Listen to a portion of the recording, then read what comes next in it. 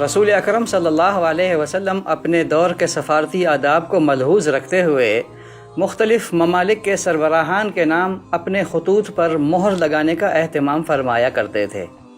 اس کے لیے آپ صلی اللہ علیہ وسلم نے بطور خاص انگوٹھی بنوائی جس پر محمد رسول اللہ کے الفاظ گندا تھے۔ آپ صلی اللہ علیہ وسلم کے گرامی نامے کے ذیل میں یہ مہر لگی ہوئی تھی۔ آپ صلی اللہ علیہ وسلم کی مہر آپ صلی اللہ علیہ وسلم کی انگوٹھی ہوا کرتی تھی، جس پر اوپر اللہ، درمیان میں رسول اور نیچے محمد یعنی محمد رسول اللہ لکھا ہوا تھا۔ مستند کتابوں سے ثابت ہے کہ آپ صلی اللہ علیہ وسلم یہ انگوٹھی دائیں ہاتھ کی چھوٹی انگلی میں پہنا کرتے تھے۔ جب حضرت ابو بکر صدیق رضی اللہ تعالی عنہ خلیفہ مقرر ہوئے تو یہ انگوٹھی ان کے حوالے کر دی گئی۔ بعد میں حضرت عمر فاروق رضی اللہ تعالی عنہ کو ملی۔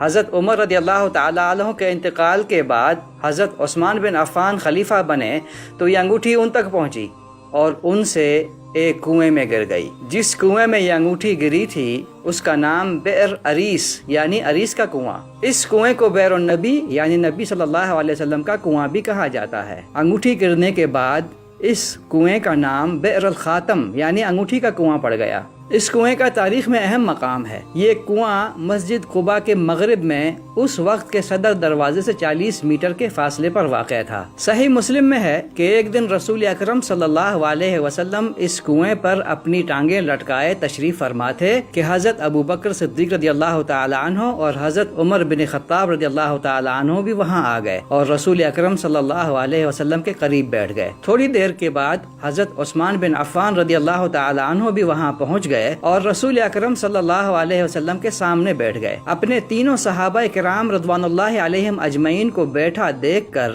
رسول اکرم صلی اللہ علیہ وسلم نے انہیں جنت کی بشارت دی۔ اسی نسبت سے اس کنویں کو بئر النبی کہا جاتا ہے۔ حضرت عثمان بن عفان رضی اللہ تعالی عنہ کی خلافت کا زمانہ تھا جب وہ اس کنویں پر اسی طرح سے بیٹھے تھے جس طرح سے رسول اکرم صلی اللہ علیہ وسلم اور اپنے دونوں ساتھیوں حضرت ابو بکر اور حضرت عمر رضوان اللہ علیہم اجمعین کے ساتھ بیٹھتے تھے۔